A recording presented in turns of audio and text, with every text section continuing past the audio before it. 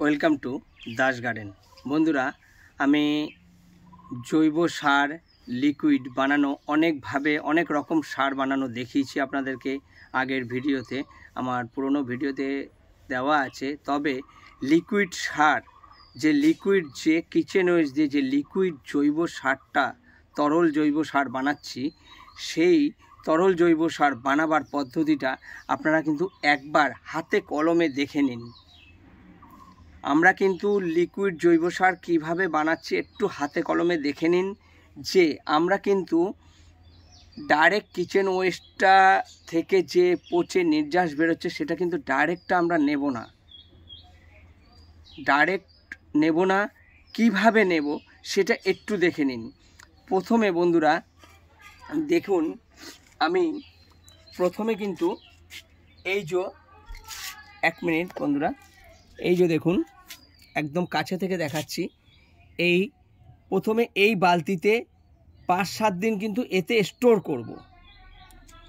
তার আগে এইটাতে আমার এই ছোট বালতি দেখতে পাচ্ছেন, এই যে বন্ধুরা এই যে ছোট বালতি দেখতে পাচ্ছেন, এই ছোট বালতিতে কিন্তু আমি আগে এটাকে কালেকশন করব। কালেকশন করার পরে আমি কিন্তু এতে এই ধরনের যে কোনো পটে আমি এটাকে আগে স্টোর করছি। এই বালতিতে আমি স্টোর করে এতে ভাতের মার দিচ্ছি। এইটাতে কিন্তু কোনো রকম ভাতের মার কিংবা জল কোনো রকম তরল কিছু দিচ্ছি না, ভাতের মার দিচ্ছি না। এর মধ্যে ডাইরেক্ট গরম ভাতের মার কিন্তু আমি এতে দিয়ে দিচ্ছি। তাতে কি হচ্ছে, তাড়াতাড়ি ওই হিটে কিন্তু তাড়াতাড়ি পচতে সাহায্য করছে। আরও পচাবার পদ্ধতি আমি বলবো, তবে আজকে যে পদ্ধতিটা নিয়ে বলছি সে পদ্ধতিটা একটু মনোযোগ সহকারে দেখুন। যে আগে এটা থেকে এটা স্টোর করছি, স্টোর করার পরে বন্ধুরা আমি দেখুন একটু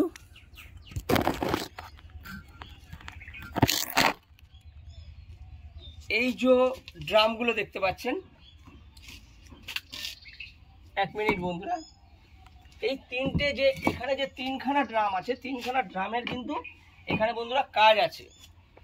আমি প্রত্যেকটা কিন্তু জিনিস ঢেকে রাখতে হবে, একদম ওপেনভাবে খোলাভাবে রাখা যাবে না, তাহলে সঠিক জিনিসটা কিন্তু তৈরি হবে না। এই যে বন্ধুরা একটু দেখুন, আমি প্রথমে এই বালতি থেকে কিন্তু এই যে ড্রামটা দেখতে পাচ্ছেন, এই ড্রামের মধ্যে কিন্তু আমি স্টোর করছি।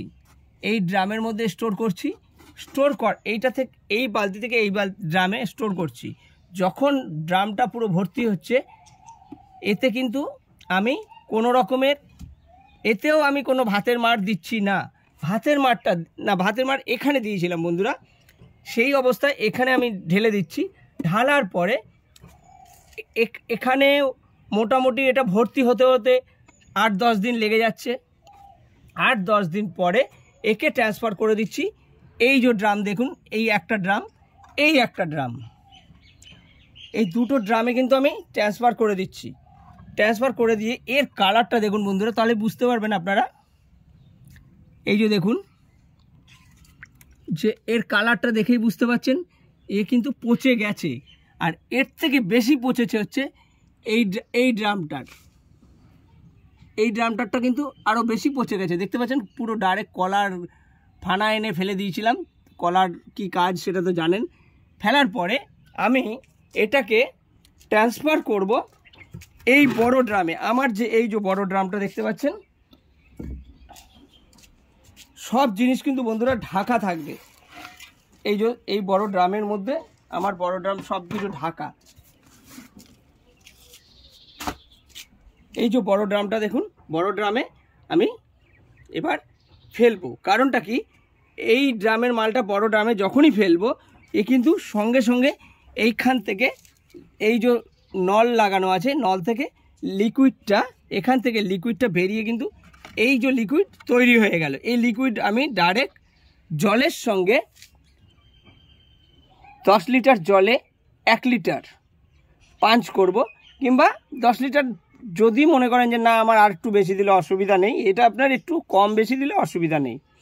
আপনি 1 লিটারের সঙ্গে 5 লিটার জল পাঞ্চ করতে পারেন, কোনো রকম সমস্যা হবে না, এতে কম বেশিতে কোনো ক্ষতি হয় না, এতে কোনো কেমিক্যাল নেই, কোনো রাসায়নিক সার নেই, কিচ্ছু নেই, এটা ডাইরেক্ট পচানো। এবার এই যে পচতে পচতে আমার কিন্তু 1 মাস এই মালটার, এই ড্রামের, এই ড্রামটার বয়স কিন্তু আমার 1 মাস হয়ে গেছে, 1 থেকে 1.5 মাস পচছে, মানে ট্রান্সফার হতে হতে এখানেও আমার 5-7 দিন 10 দিন থাকছে। থাকার পরে যতক্ষণ না আমার এই ড্রামগুলো ভর্তি হয়ে যাচ্ছে ততক্ষণ আমি এতে ঢালবো না। তাহলে কি একটু বেশি পচাচ্ছি, পচানোর পরে আমি এটাকে ঢালবো। একে ঢালার পদ্ধতিটা, একে ঢাললেই কিন্তু আমার সঙ্গে সঙ্গে নির্যাসটা আমি পাবো। এই যে একটা যে কোনো কিছু ঠোকার জিনিস, খোঁচা দেওয়ার জিনিস, একে আগে ভালো করে বন্ধুরা এইভাবে খুঁচে পুরো জায়গা বানিয়ে দেব।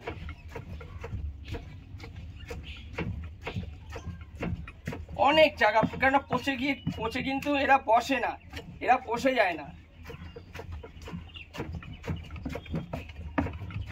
একটু ভালো করে মনোযোগ সহকারে দেখবেন বন্ধুরা, এতে কোনো তাড়াহুড়া করা যাবে না।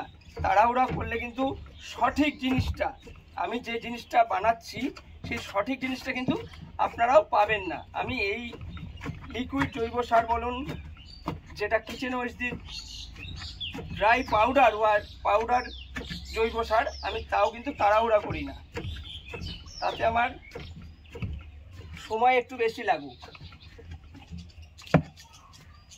এই যে বন্ধুরা ভালো করে খুঁচে দিলাম, খুঁচে দেওয়ার পরে এই যে দেখুন, একে ভালো করে খুঁচে দিলাম, মানে আরও এতটা উঁচু ছিল ডাউন হয়ে গেল, আরও ডাউন হবে। তবে এবার কি করব, একটু ভালো করে দেখবেন, আমি এই জিনিসগুলোকে এখন কিন্তু নামিয়ে রেখে দেব আপনাদেরকে দেখাবার জন্য বন্ধুরা। এটাকে একটু সামনে এনেছিলাম, তো এগুলোকে নামিয়ে দেব।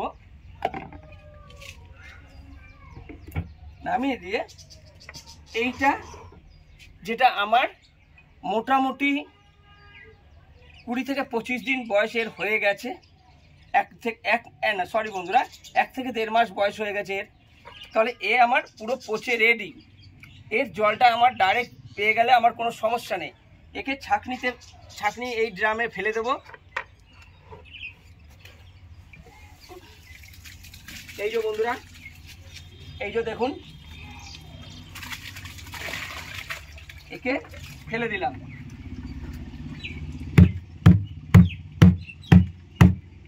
এই যে বন্ধুরা ফেলা হয়ে গেল। এই দেখুন সঙ্গে সঙ্গে কিন্তু এখান থেকে লিকুইড বেরোনো শুরু হয়ে গেছে। আমাকে কিন্তু এখানে একটা বড় বালতি দিতে হবে, এই ছোট বালতি হবে না, ছোট বালতি অলরেডি কিন্তু 50%-এর বেশি ভরে রয়েছে। তাহলে আমাকে কি করতে হবে, এখানে একটা অন্য বালতি কিংবা ড্রাম দিতে হবে, যেটাতে এইটা পরে স্টোর হবে। এবার একে বন্ধুরা আবার একটু খুঁচিয়ে দেব।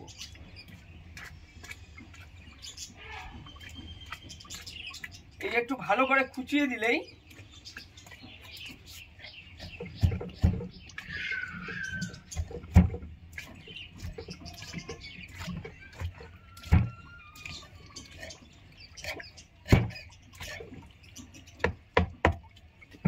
এই যে বন্ধুরা, আমি কিন্তু বন্ধুরা কোনো রকম স্পিড বাড়িয়ে দেখাচ্ছি না। কারণটা কি, এর যদি আমি ভিডিওর স্পিড বাড়িয়ে দিই তাহলে কিন্তু আপনারা সঠিকটা বুঝতে পারবেন না, তাই আমি কোনো রকম স্পিড বাড়াই না ভিডিওর। এই যে দেখুন, এই যে দেখতে পাচ্ছেন, এর কিন্তু সঙ্গে সঙ্গে নির্যাস বেরোনো শুরু হয়ে গেছে। কেননা এই নির্যাসটা যদি আমি নেই, এই লিকুইডটা যদি নেই, গাছের কোনো ক্ষতি হবে না, এ কিন্তু পচে রেডি হয়ে বেরোচ্ছে। খালি একে আমার বড় জিনিস দিলে হবে। এবার একে আমি আর যখন এরকম 2 থেকে 3খানা বালতিতে, 20 লিটারের হোক, 15 লিটারের হোক, 10 লিটারের হোক, 2-3খানা বালতিতে যে আমার যখন স্টোর হয়ে যাবে, তখন আমার তো বন্ধুরা অনেক গাছ, আমার এই মুহূর্তে 450-র উপরে ছাদের উপরে টব রয়েছে, সেই টোটাল টবে এবার এই লিকুইড কিন্তু আমার দেওয়ার জন্য প্রস্তুত হয়ে গেল। এবার 2-3 বালতি স্টোর করতে গিয়ে আরও এটা সময় যাচ্ছে, তাতে কি হচ্ছে, সময় যত যাবে তত কিন্তু এ পচে রেডি হবে। রেডি হয়ে গেল, তাহলে সারটা কিন্তু আরও ভালো কাজ করবে। নমস্কার বন্ধুরা, এই পদ্ধতিতে আপনারাও লিকুইড সারটা বানাবেন কিচেন ওয়েস্ট দিয়ে। আর এর মধ্যে দেবেন মানে পচা গোবর দিয়ে দেবেন ভিতরে। এই যে ড্রামটার মধ্যে, এই ড্রামের মধ্যে পচা গোবর দিয়ে দেবেন। সেই গোবরের পচা নির্যাসটাও এর মধ্যে স্টোর হচ্ছে, ওটাকেও পচিয়ে কিন্তু এই পাইপ দিয়ে কিন্তু বের করে দিচ্ছে। বের করলে আমার এই যে স্টোর হচ্ছে বন্ধুরা, ব্যাস এই পদ্ধতিতে কিন্তু আপনারা লিকুইড সারটা তৈরি করবেন।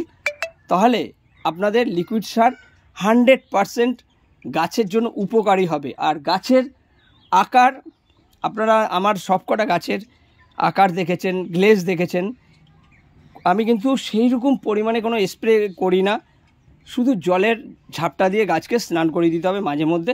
তাহলে এই লিকুইড সারের কী করে বানাবেন আপনারা একটু দেখলেন। ভিডিওটি ভালো লাগলে বন্ধুরা প্লিজ লাইক, শেয়ার, কমেন্টস করবেন, চ্যানেলটিকে সাবস্ক্রাইব করে দেবেন। তাহলে আমি গাছের সম্পর্কে, বাগানের সম্পর্কে বিভিন্ন রকমের ভিডিও বানিয়ে আপনাদের সামনে তুলে ধরতে পারবো। নমস্কার বন্ধুরা।